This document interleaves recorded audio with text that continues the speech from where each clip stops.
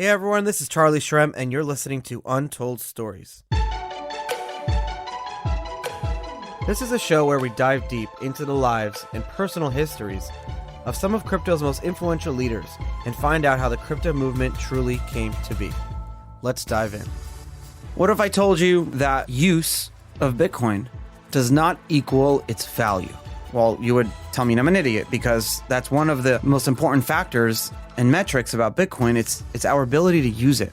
Well, today I spoke to a fellow OG, Rodolfo Novak. His Twitter handle is NVK. We actually talked about how he was able to get a 3-letter Twitter account. He's been around since the early days. He's been building products and launching them extremely successfully, self-funding, never raised any money, and he's been doing it his own way using his cypherpunk roots.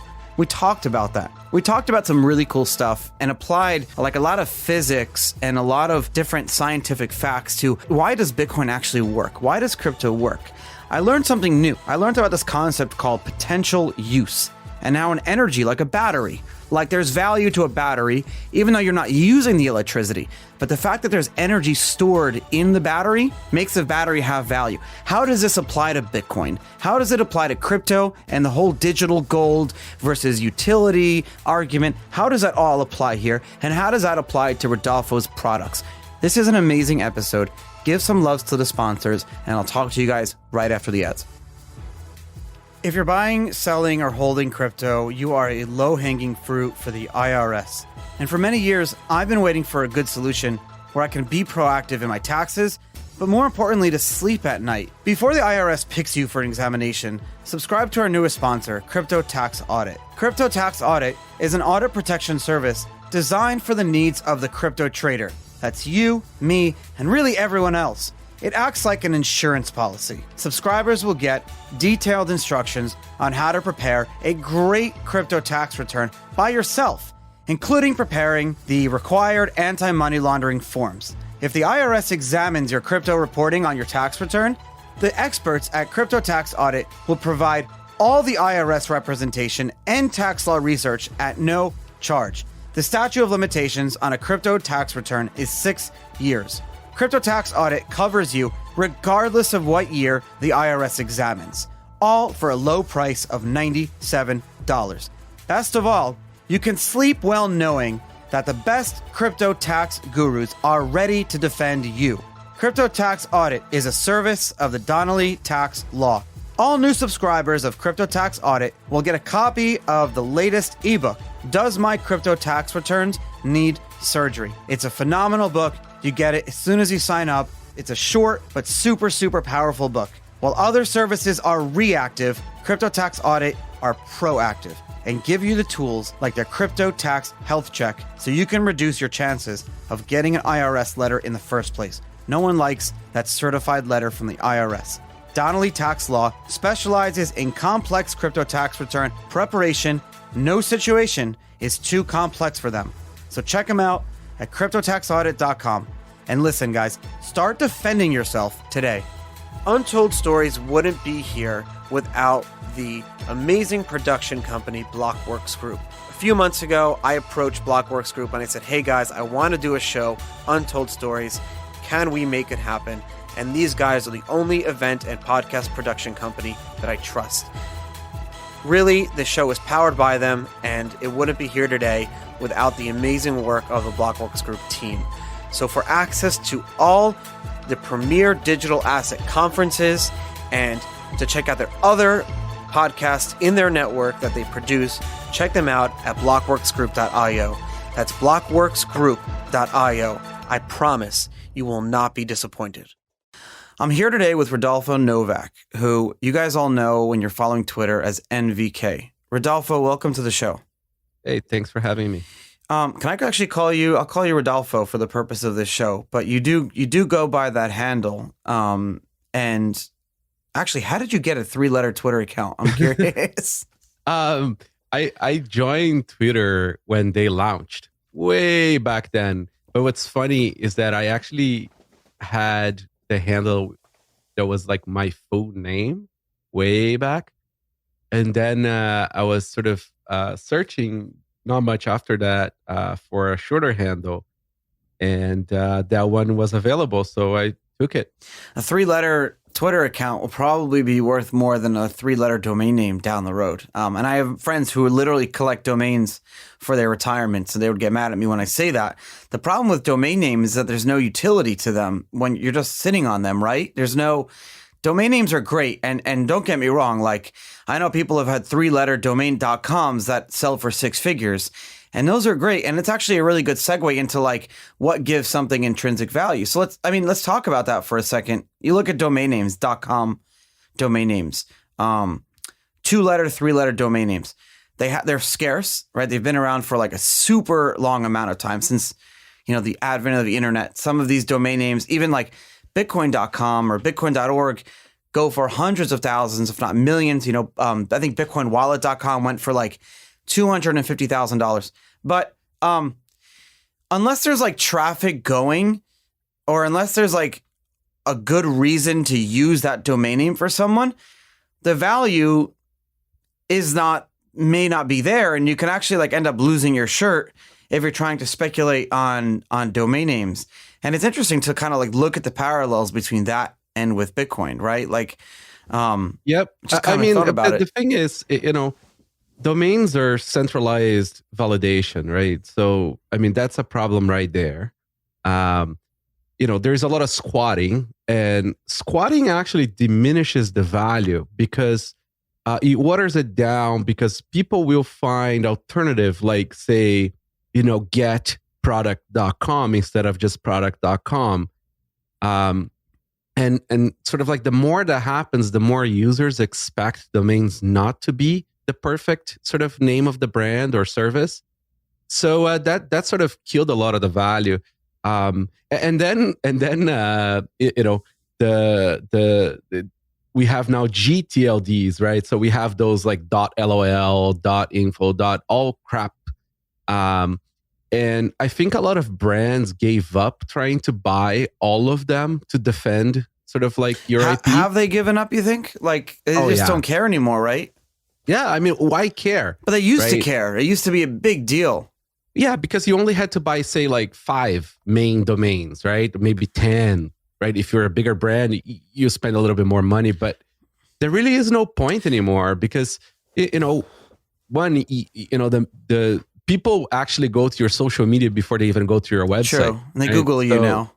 Exactly. Hey, so I have a question for you that I just kind of thought of. Okay, so here's and this is so cool. This is a great thought experiment that we're going to have now. So let's look at this for a second. So for a long time, it was just .com and .org in like the US, and the value of like .coms were what they were. But then a few years ago, the ICANN launched thousands of different top level domain names, TLDs, like mm-hmm. .cash and .porno, like everything. Like, so the scarcity kind of like, and now so domain herders, and so one of my friends owns Domain Sherpa, and it's like huge. They have a podcast, big domain people. He's a huge Bitcoiner, by the way, since like the early days. Of course, loves Bitcoin. But so I actually, on his show, I asked him, I said, what happened to the value of .com domain names, so just .coms, when all these TLDs launched? And so I don't want to tell you his answer, but I want to ask you, and in the back of your head, kind of think about, imagine if I phrase the question, what happened to Bitcoin when you have all of a sudden kind of like thousands of different coins and tokens on CoinMarketCap? Do you see like where the parallel is? Yeah, no. So I think it went up because that's the only domain you want, right? The .com does give you like sort of that professional validation to your brand. So, and Google does look at that a lot for their search algo. So, the .coms probably went up, but everything else probably went down a lot. So that's what he said. That's literally his answer was the value of .coms went up, and the values of all this other stuff, they kind of went to the wayside. Because he used to buy the .net, right? Yeah. For example. But what's the point of getting .net if there is .lol, right? I mean, who cares? Oh, I see your point now. Yeah, it's so interesting, and I wonder if someone has done a study on how that all played out, because that really is an experiment on like us, how we think about something that is scarce and how we kind of like act and react towards that, right? I think in any category, right, like Bitcoin, right, you're gonna have always in any category of a thing that has value through its network effect, right? You will have sort of like a winner takes most, right? So Bitcoin is going to eventually be, say, I in love my that. view, let's say 80%. So the 80-20% kind of rule, but so you're going to have 80% of the value being in Bitcoin, and then you're going to have the 20% being in everything else. So as we grow the pie, right, of cryptocurrency, Bitcoin is going to continue having like this sort of like it's going to hover around, say, 60 to 80% of the total value, total market cap of, and probably 90% of the actual use of all cryptocurrency. And then you're going to have, say, 20% of the value being distributed on all the other projects. And then only 10 to 5% of the actual use on the other stuff, because use doesn't necessarily translate into value, right? Because there is a lot of you're gonna have those projects as being essentially the shitcoin casino is a way for you to get more Bitcoin, right? I'm actually writing on my little notepad here, and I'm writing use exclamation point equals, because does not equal, in math, value. And that's a very good statement to make, and you probably should have told that to like every ICO issuer, because their goal was utility, was like as long as we can make it usable, there will be value. And that was like, sorry? Yeah, but I think they sort of missed the point, right? Yeah. Like, I mean, Vitalik and the Ethereum guys, they came up with the utility token not because they expected people to use it, but they just needed to get away from the securities law. That was just a loop on the securities law. It had nothing to do with actual use.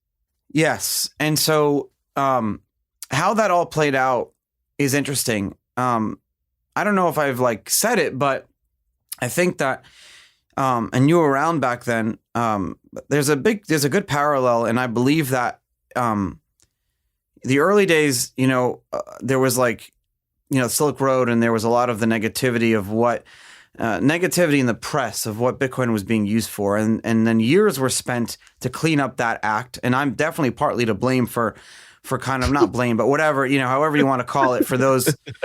I know you're laughing, but and then you had like the whole ICO market, and for better or for worse, I guess most people didn't think that, a huge amount would end up being just outright frauds and scams. A lot of people, including myself, we believed, stupidly, that most people have good intentions, right? And they will actually do what they say they're going to do or what they promise. But let's kind of sweep that under the rug for like 5 minutes.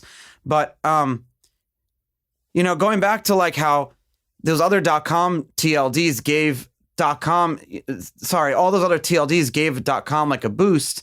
A lot of people believe that if it wasn't for, the huge altcoin explosion and how most of them were really just bullshit, if it wasn't for that, Bitcoin may not have went through that bull market of going up to 20,000. And I kind of like struggle with that. I don't want to believe it, but at the same time, logistically, I look at it and say like, yeah, it kind of did help in a way, but I don't want it to have, you know what I mean? Like I struggle.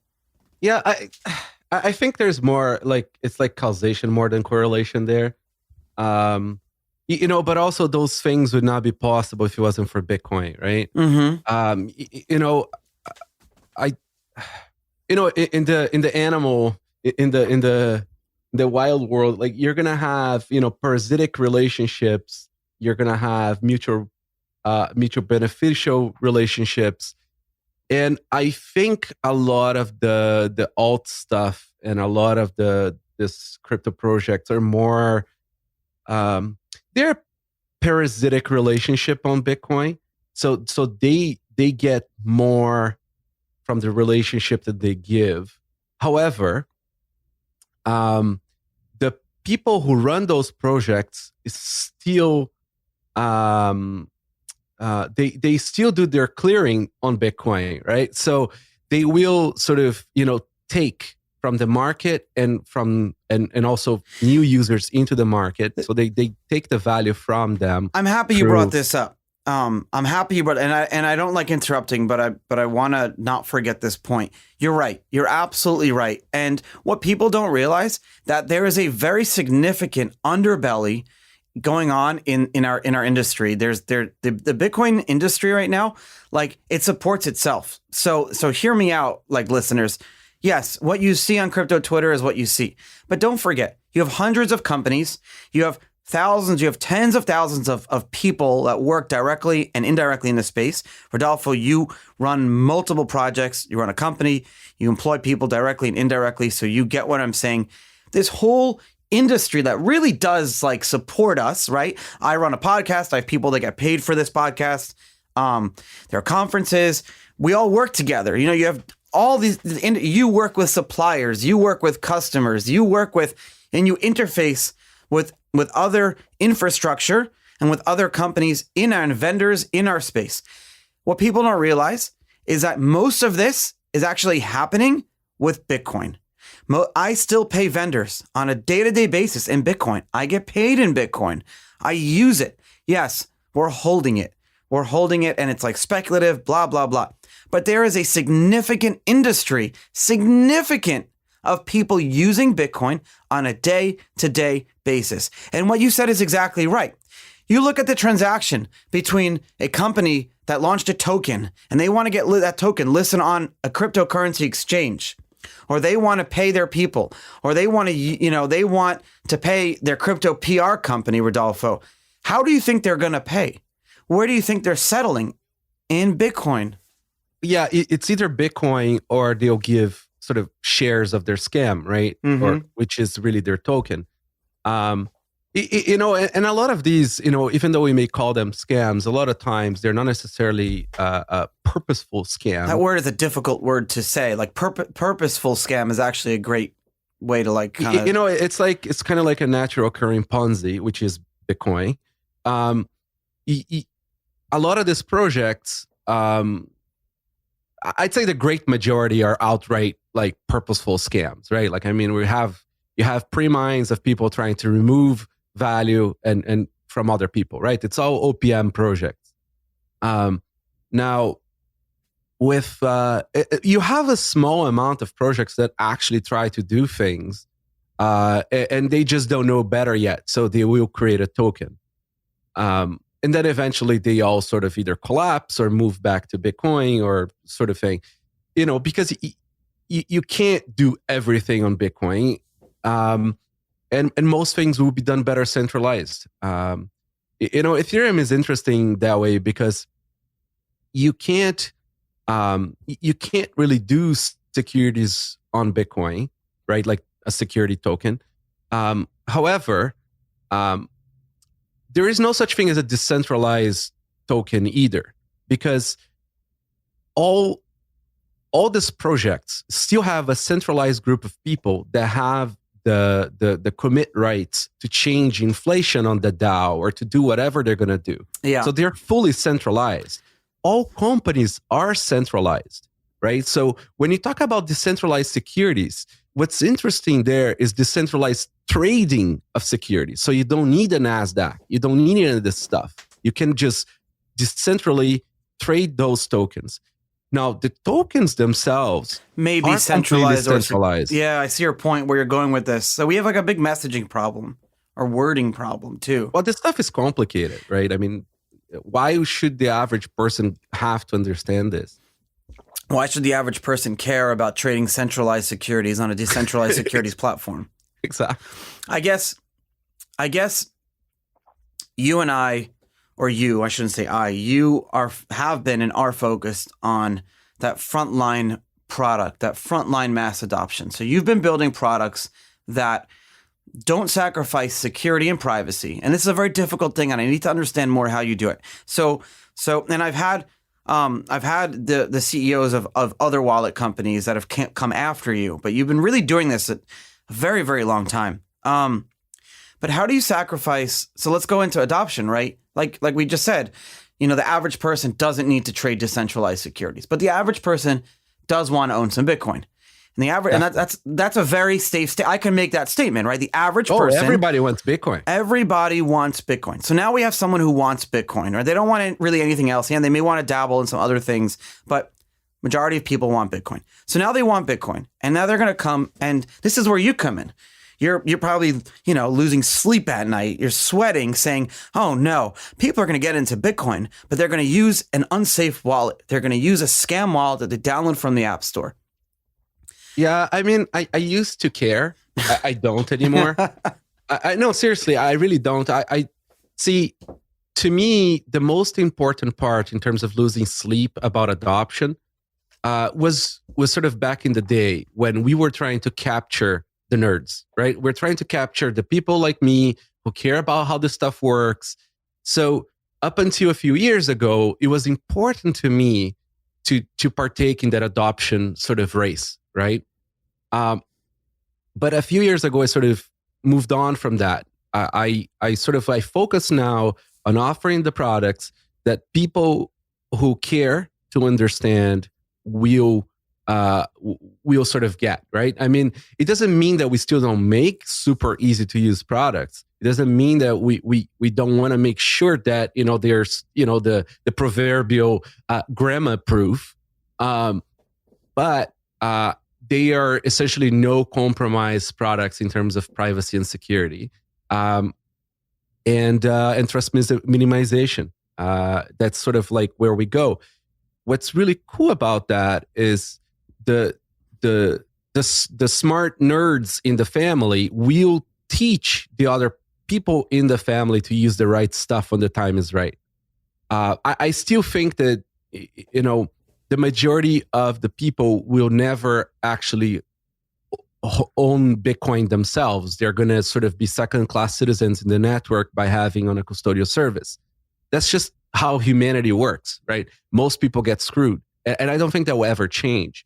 What we're doing now is we're giving the freedom to people to be able to save themselves, right? That was just simply not possible before a central bank. Have all the nerds been captured? Well, I think a good chunk of them have, like a very fair amount of people have. There is a lot of sour grapes out there that don't want to use Bitcoin because they could probably make something better. They just didn't. At least that's how they would think. And then there is a lot of, say, very smart cryptographers out there. They'll start their own sort of coins and projects because they can, but they'll never sort of reach the kind of network effect. I saw a tweet this morning. I know every conversation should never start with "I saw a tweet this morning," but I did see one this morning, and it was interesting because it was a conversation that it was a message Satoshi had sent to Zuko in 2010. And he said, yeah, you saw that one. So what was interesting to me was, you have someone as brilliant as Zuko who was around, super early, was writing about Bitcoin in 2009, 2008 or 2009.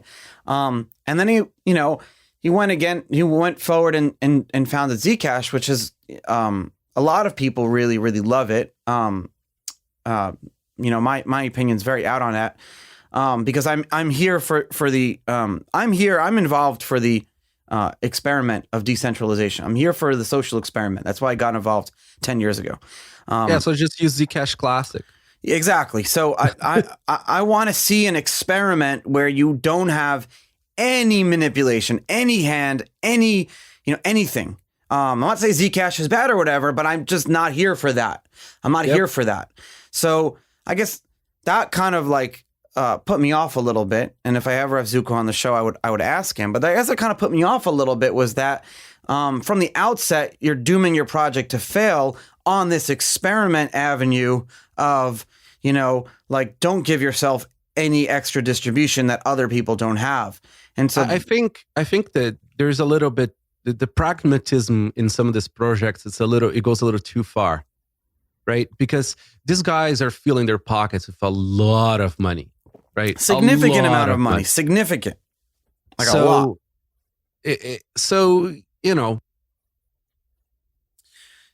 I mean, that's where I just saw that this morning, and it kind of made me think a little bit here. But going back to your products, so what was the first product that you launched in, when and why? Like, how did this become your foray into the Bitcoin space? Why did you decide to launch hardware when no one really cared about hardware? Like, hardware wasn't a thing back then.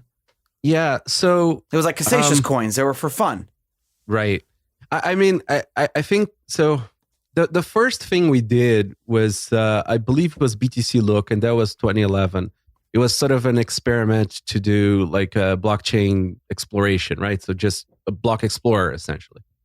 And that sort of gave us an understanding of how Bitcoin worked. And we were like, okay, great. This thing really does what it says it does. And is great for commerce.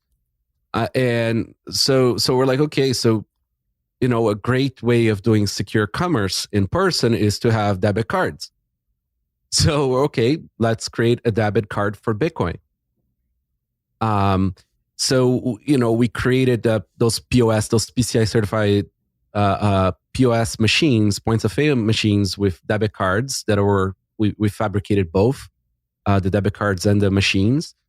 And the machines were also meant to be used as an exchange device, right? Sort of like the same way Western Union does, where they leverage the person sitting at the convenience store to do the cash logistics, right?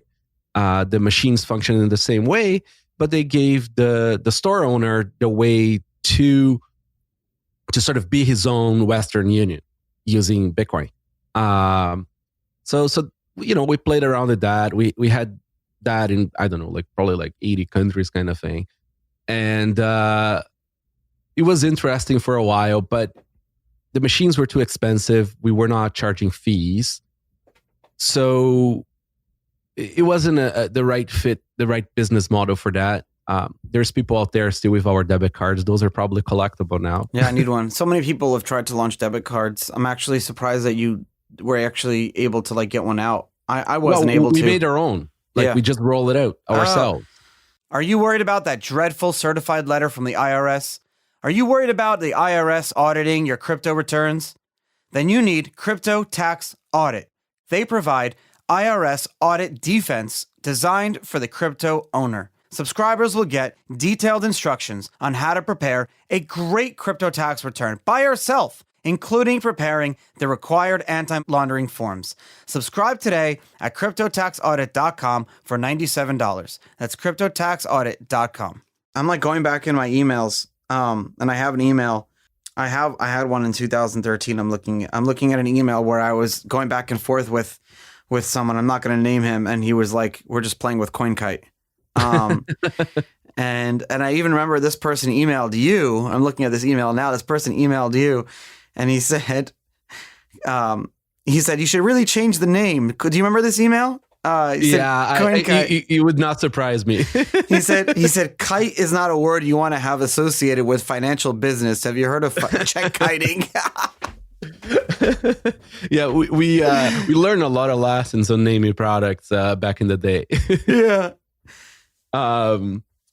So we made that, and then we sort of saw a need for a trustworthy sort of like online web wallet, right? That sort of that was not fully custodial and that respected people's privacy. So we created Coinkite.com, and for that we created like hardware HSMs, like Bitcoin HSMs, because we couldn't find a vendor for it. So that's why it's kind of funny that we make hardware wallets now. We came late to the hardware wallet space, but we were actually making server hardware wallets before all the other hardware wallets existed. So before Trezor, Ledger, all that stuff, we were in that space before. Who were buying this? Like, who are some of your early customers? For the hardware security modules? Yes. Oh, no, those we made it for ourselves only. That's how we ran Coinkite.com. It's kind of like, imagine BitGo before BitGo. They actually came to our booth in 2014 in Amsterdam to tell us what they were doing before they launched. So I just I was just looking back at this email, and it looks like someone sent me in 2015 you sent me 5,000 UBTC, which is only like $1.50, but I think it's like $500 right now. It just went to a 404. Oh, I got more Bitcoin. You've got Bitcoin. That's funny. Oh, I got man. We had a voucher system. I was in jail though during these 3 emails. I couldn't collect it. Now it's going to a 404. That's hilarious. Oh, just donate it. That's funny. I love doing that. Whenever I have guests on the show, I'll go back to like those early emails and we'll just read them together. It's so funny. Yeah. Remember that time? It was a totally different space, right? I mean, I think we got the timing wrong on a lot of things. Not just us, like many companies. Like the whole space timing was just constantly off. We were like a bad time. We're just constantly bad timing all throughout the early years, especially with a lot of the products. There are so many products that have launched now that we had years ago that failed because the industry wasn't ready for it yet. That's right. I mean, we were trying to sell consumer solutions without consumers, right? Like it's kind of funny. Like a couple guys sort of reached out to me saying, hey, we're launching this service. It's going to be an email Bitcoin voucher. I'm like, yeah, I made that in 2013. But now it's kind of useful, right? But this is the difference. The difference is that all, and you could tell me, Charlie, you're an idiot, but tell me if I'm wrong, because I believe that almost all the products that came out, all the companies and products that came out, I think from the years like 2010 to I would say like mid 2013 until like that really epic bull market. I forget when it was, like December 2013. Up until that point, all the products and companies that launched in our space were to service the industry that needed those products. So if you look at the early products, like even my website, BitInstant, it was shitty looking. It was a great site. I used it once. Oh, thank you. I know.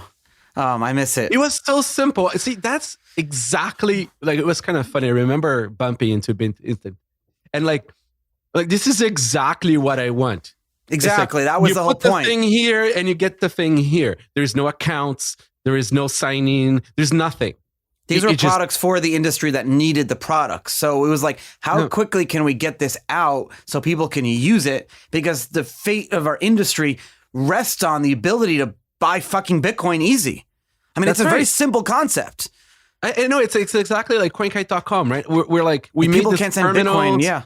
We made all this stuff, but like people don't have a safe wallet to use it, right? Like and then we launched an API because exchanges needed an API to use as their backend because they were just not like capable of keeping Bitcoin safe, right?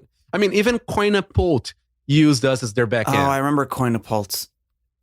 Yeah. So a lot of these companies are like no longer here today. You still are. There are a few, very, very few companies that are still around today. How have you been able to do that? I mean, and you're still coming out with new products. Whenever you do, I get like a wonderful package in the mail from you. I got a drawer full of open dimes, cold cards. Great. I love giving them away to people because, like you said, to get the nerds like tech. They like hardware. They like something they can physically hold. So it's great to give it away. What are you still launching? You got new products on the horizon? Oh, yeah. Like we have more stuff coming. Oh my God. Tell me. Well, so I think we're not your standard startup, right? I mean, we've been around for some time. We're self-funded. We do this because we don't want to do anything else. It's as simple as that. We're building the stuff that we want to build for ourselves. So it's us first, everybody else second in terms of need and wants of features.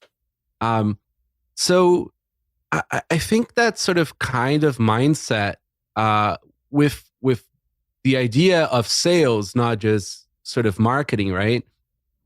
It gives you the right kind of incentives to have a business that lasts, right? We're not trying to flip this business, right? This is not a sort of like your standard VC model. I see your point. We want to be around and be doing this. Have you brought in money? Have you ever thought about bringing in money? And yeah, we did the process of sort of like fundraising, but we never did the fundraising. We sort of we went around, we talked to some people, but this was way back, right? We had some interesting offers. We were looking at seriously growing this thing in the VC model, but then we sort of like, you know what, this is not what we want to do with our lives. I want to run a business that I want to work in, right? That I don't want to just flip it. And the products I make are not mass market products. They all still feel like they're handmade almost. Yeah, it's exactly what we want to do, right? It's like the no compromise, feature-full products. I want to have a menu item on my product called Danger Zone, where you have access to do the things that you want to do as an advanced user. Oh, that's a great point. You can't do that with like mass market products, right? You're setting yourself up for like support hell. And I give a lot of props to companies that do try to do that. It's great that there's a reason Ledger, is sort of going after the mass market, because I'm not going to do it, but somebody needs has to do it. Yeah, no, 100%. And they're, like you, I'm a nerd, and I have a whole drawer. I think I have every single hardware wallet that has ever been made. Any single product that like you can store Bitcoin on, or like even like not an electronic product like a voucher or a card. I like collecting them, and they're really cool. And you could tell the difference. Some of them are very mass market, and this was a topic that I keep trying to get into. But the difference between these two types of products are you have the ones that are mass market, great features, but even the hardware wallets, they sacrifice on privacy and security.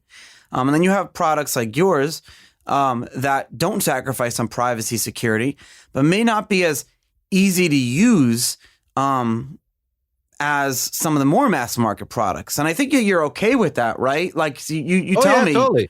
So I think that's totally like our approach. We're going to make the stuff that we want to use. And then we're going to work very hard to make it as easy as possible, but not compromising it, right? The reality is, even cold card, it can look a little bit, it can look like it's hard to use. But what's funny is that once you do it a couple times, it's actually much easier than most of the other hardware wallets. True. It just doesn't have that initial sort of like, like that vibe that like a mass market product has, right? Like it doesn't have that initial sort of pretty box experience, right? We don't even ship you a USB cable. No, really?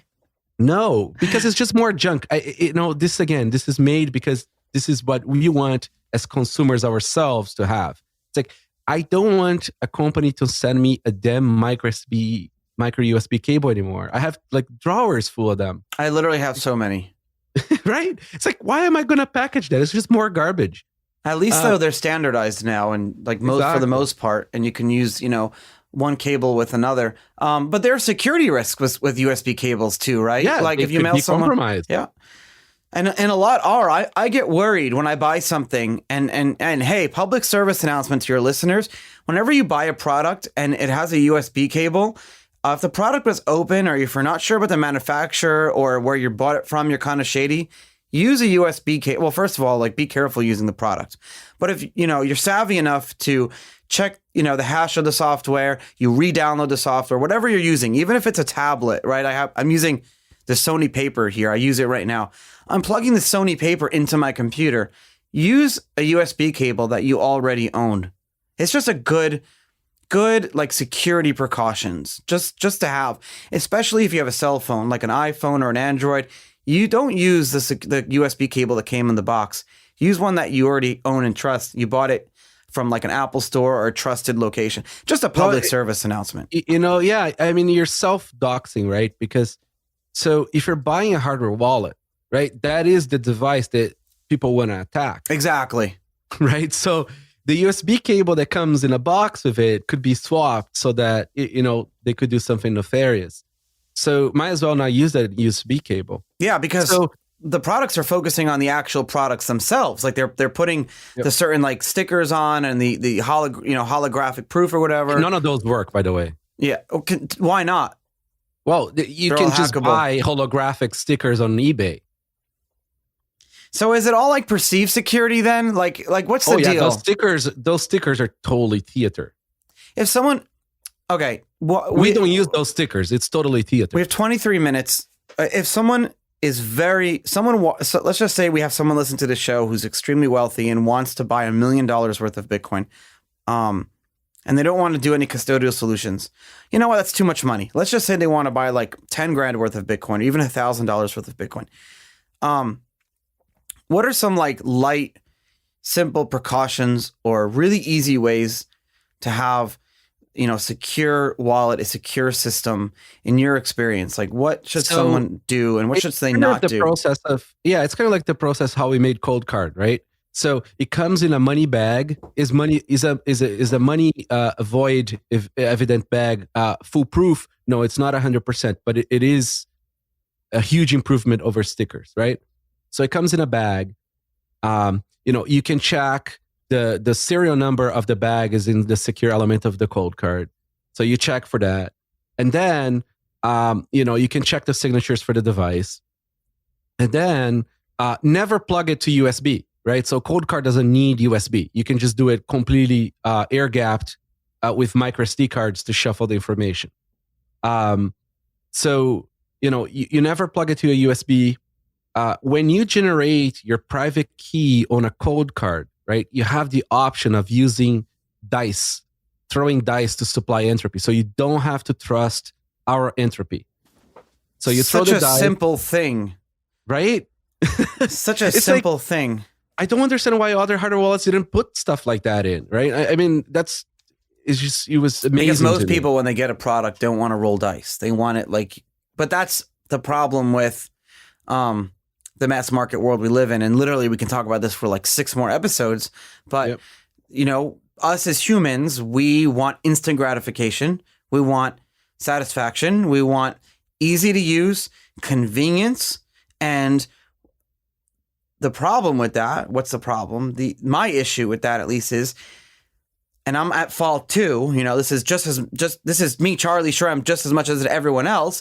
We're willing to give up privacy and we're willing to give up security for those things that I just mentioned. Facebook that's how you get robbed. Exactly. Which has happened before to me. Most people actually screw themselves more than they get robbed. No. They totally screw themselves because they just don't sort of go through. See, this is one of the reasons why I stopped sort of going after no coiners, right? As you used to do that a lot on Twitter. Why don't you do that anymore? Because, Bitcoin is for those who are ready to be their own bank, right? And for you to be ready to be your own bank, you have to do your own research. You have to learn. If you're not ready to learn and put in the time, you're not ready to be your own bank and you're going to screw yourself. I have to tell you the funniest thing. So not the funniest thing, but it's in 2012. I'm sitting in I'm like 5'4" right now, and I'm a small build person. So you can imagine it's like I'm like 21 years old or something, or 22, and I'm sitting in huge VC firm, the VC arm of like American Express, trying to get them to invest in BitInstant. Don't even ask me how I got into the room, and I'm ready to like sell them the gospel of Bitcoin. And I get up and I say, "Are you guys ready to be your own bank?" And the managing partner of the VC fund said, "Actually, I'm really not. Like, I don't want to be my own bank." And I said, "Oh shit." I just packed up my shit and left. I didn't even try to sell them on investing in the company because like he wasn't ready to like, maybe I should have started to continue and preach and explain and educate. But if you're coming into the conversation saying, "I don't want to be my own bank, I'm not ready for that," then what am I doing? That's exactly it, right? Like, essentially we run a company with pretty much zero marketing, right? I don't want to spend development R&D dollars, right, into convincing people to use something they're not ready to. I'll let other companies do that on VC dime. I rather put all of our money into R&D and create the stuff we want to use ourselves. It really is sort of that simple, right? Like I came to the realization a few years ago, and I'm like, this is how I want to live my life. That's a good way to live your life. And are you able, maybe personal, but are you able to like live off of your work in this industry? Yeah. I mean, we've been fairly okay for many years. And that's an amazing thing. I feel like that is success. Like down the road, you're 120 years old and your family's asking you like, what were your biggest successes in life? And, if you were me, if I were you, and I was sitting in that same spot, my answer would be to my family and friends, I was able to be part of an industry and then help build that industry and then work in that industry. And that industry that we helped build was able to support, me and my family. And that I feel like is kind of success in and of itself. Yeah. And it's pretty cool. And I guess like hardware is very different than software that way. Hardware is a initial capital intensive kind of business. So, and it requires a lot of weird specializations in like people who do certain things. It's very VC. So VCs are very averse to hardware because of the capital intensive beginning. That is not on marketing to a lot of overhead probably. Exactly. So it's kind of nice, right? Because I don't have to compete with companies that don't need to have a profit for many years. So, I don't have to have those issues. So I can actually sort of have room to do stuff. And it allows you to experiment and build out longer term product timeframes at the same time. Because you don't have VC investment too, you probably spend a lot of time in R&D. Can you tell us some cool stuff that you experimented with, may not launch, but just like some cool stuff? Yeah, I mean, we sort of did the whole R&D to make a metal box for data centers where you could put, secure computers inside. There was like a safe with 1/4-inch steel plates kind of thing. We've made I think probably like 10 different versions of OpenDime that were like, one was in the format of a micro SD card, so you could put inside a computer. Oh, smart. Another one was sort of like it looks like a casino chip. Well, that could be cool, like a cold card that's actually the shape of a micro SD card, but it's not a micro. Like it has storage, but it's not just your. Like if someone else was listening to this, they'd say, "Oh yeah, I can buy 1,000 micro SD cards, put my own label on it, and put a wallet on it." But yours would be different. It would look like a micro SD card, and it would have all the features, but it wouldn't be one. It would be a lot more than that. Yeah, I mean, for OpenDime is okay to do some of that stuff, but like hardware wallets need a screen, right? That's how you do your off-computer validation. So there really is no solution around that. You mentioned earlier, I keep going back to this because I like, social experiments. We talked about use not equaling value, and I wrote it down. I keep staring at this. Question to you: do you think that perception or the ability, so may not like use as a quantifiable metric, rather the ability for someone to be able to use something does give it value? Let me give you an example. Not everyone is like using Bitcoin. A lot of people hold it as like a digital gold. So, but but for the same reason that gold has value, one of the properties is that and this is the ability or perception that you can literally be anywhere in the world. And I think this is very true with Bitcoin. I'm pretty confident that I could be anywhere in the world with Bitcoin and fairly easy. Still some work. Gold a little bit easier, but there will be some work involved. But I can be anywhere in the world, and if I have Bitcoin, I could transfer it to local currency at a very, very good rate without needing to trust another person or another company and be able to like live off of that. Yeah, it's not as easy, and it's easier to use a credit card, but I'm not talking about that. It's more of like... I think the word you're looking for is potential, right? Yeah, so, but that's what I was trying to say. In terms of physics, right? So energy potential. Oh, I never heard of that term before in physics. Tell me. So you're going to have like, so Bitcoin, like holding Bitcoin gives you use potential, right? Like you have stored energy, stored power, right? Store value that you could use. You don't have to use, but you could use, right? So this potential is available to you, right? So what's interesting here is, oh, dude, I never heard about this concept before. I'm researching potential energy. Like you said, is the energy that is stored in an object due to its position relative to some zero position. Huh? Yeah. So it's like, in electronics or like in electric engineering, all this stuff you use that, right? That's why you have like capacitors, right? Like so batteries. That's where you store energy. Yeah, or batteries. Batteries are a form of it. You store the stuff. So hodling, the problem is when I say use does not equal value, it's because, the great majority of people or the way that modern economics, like recent economics, see use is not in terms of potential, right? They see use in terms of just transactions.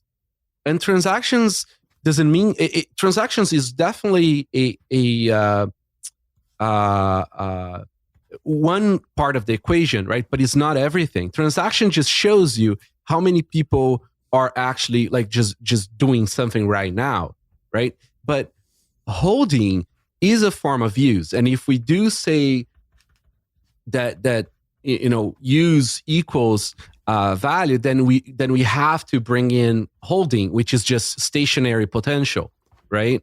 And I mean, like a lot of the confusion in Bitcoin, I think comes with just like Keynesians being around Bitcoin, and like an Austrian system does not make any sense in a Keynesian universe, right? I didn't even know that the Austrian school existed when I was in college, and I have an economics degree. What does that tell you about the world we live in?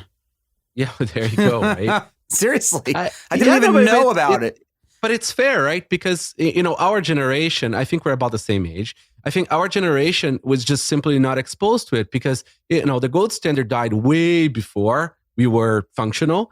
And just, it was just sort of forgotten in between. The same way my kid will never understand what a rotary phone is, right? Like, it just makes no sense. Why is it even a landline exist, right? In his mind. So for us, having a deflationary system, a deflationary policy, it just wasn't available for us to have an understanding of the world. So when Bitcoin came about, you have a bunch of 20 to 40 somethings sort of looking at this, from the nerd side, right? So from the programmer side, from the tech side, who is just simply never exposed to the kind of economics you need to be exposed to understand it. That's why, including I was trying to make, debit cards for Bitcoin. History, what's that old adage that history is written by the victor or whatever? Mm-hmm. So there was no really need to learn. That I almost I'm a little pissed off, to be honest. No, same here. Well, I wasted all this money on college, learn everything. It's like, it's very annoying, right? That I had a completely stupid understanding of economics. I wasted a ton of time and money building Bitcoin solutions that were completely inadequate to the type of money it is. It was fun and all to go through this whole process, but I could have just held. That's a very humbling statement to make. At the same time, those experiments that you did shaped you. So they're not like negatives, and they're positives. Yeah, you could have held and had more Bitcoin today, but at the same time, there's no value to who you became, right? Even having this conversation with you right now, there's value to this. Anybody who was around in the early days knows, right, that we saw this experiment as it could literally disappear tomorrow. Bitcoin could just end. Right? Now it doesn't feel that way, right? We have 11 years of this thing just chugging along, right? You're right. Boring Bitcoin. But it could have gone away, right? It was just so obvious. It still can, and people get pissed off at me when I say this, that Bitcoin is still an experiment. But what you just said is really right. And it saddens me that was lost. When there was that urgency that we had, we were building products out for that urgency and for literally like the future of its existence. But when did that? It was like, we need to build stuff where this stuff is going to disappear, right? When did that change? Was it like, I think it was like the transition of 2013. To me, at least, that's when it changed. I think that, like, remember, were you in Amsterdam? No, I was arrested in Amsterdam, actually, like 3 months before it. Right. I mean, I'm terrible at that. It's with the dates. But that conference was like, it was massive. And it was like pretty. It was like, it was very professional. It was very sort of corporate. It was kind of like shitty in a way that it was so corporate, because, it was sort of, it felt like Bitcoin was leaving its sort of core underworld, sort of like gray area of existence into a more corporate sort of place. But at the same time, it was interesting because all the people who don't have, the balls to sort of like join a very flux sort of gray market thing were now comfortable to partake in Bitcoin, right? So that to me was sort of like a huge, like a huge signal, right? Like Bitcoin is probably not going away anymore, as likely because so much money and so many people who need cover your ass are joining in. I have to think about that for a second, because I agree with you. But at the same time, like, it's conflicting, because we go through change, but at the same time, I guess the change was good. There were some, negative aspects of the change, but do you think, that's a sad question. I don't think it was change. See, I think it was evolution. Addition. No, nothing changed. Bitcoin still. See, this is the beautiful thing about Bitcoin. Bitcoin still is the same thing it was 11 years ago. Rodolfo, thank you so much for coming on the show. How can people follow what you're doing? What are some products that you have out that people can buy, and how can they stay in touch? Oh, thanks for having me. It was a great show. So we have a few products right now. We have Open Dime, we have Cold Card, and the Block Clock for a little bit more time. If you want to follow me, it's NVK on Twitter, or just follow our companies, Coinkite and Cold Card and Open Dime on Twitter as well. That's where you get a lot of the stuff. We do have a Telegram for Cold Card and Open Dime for people that want to get some help. It's I think the Telegram group is just Cold Card. And that's the best way of finding me. Amazing. Thank you so much for coming on the show today. I can't wait to do it part 2, and I'll talk to you later. Hey everyone, thanks for listening. New episodes of Untold Stories are released every Tuesday and Thursday at 7 a.m. EST on untoldstories.com, Apple, Spotify, or wherever you get your podcast. Untold Stories is produced by Jason Yanowitz, Michael Ippolito, Reed Hannaford, and Riley Silbert of Blockworks Group. Our account executives are Gina DeFelice and Julie Muroff. Our content is written by Kathy Zolo, Ronnie Tishner, and Scott Offord. Special thanks to Wayne Dallaire from Jump Dog Audio Productions. And of course, I'm your host, Charlie Shrem. You can follow me on Twitter at Charlie Shrem to continue the conversation. Send me some messages, feedback, or anything you want to say. And remember, please give some love to my sponsors, and I'll see you next week. Remember, strength in numbers, and information is power.